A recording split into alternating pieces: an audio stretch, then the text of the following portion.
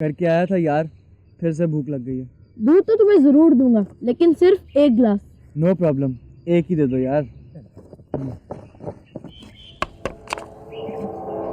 नबील! सांप! सांप! सांप!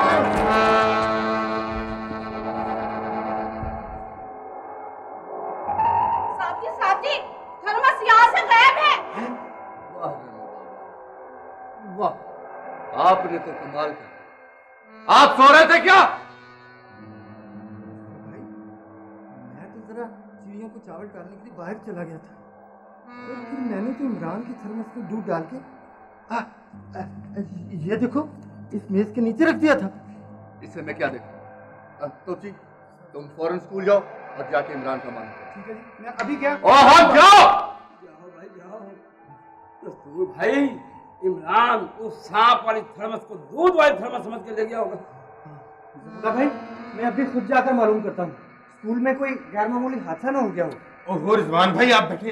वो तोपची मोटरसाइकिल पे गया है, अभी वापस आता होगा। लेकिन मैं फोन जरूर करूंगा। फोन करके आता हूँ।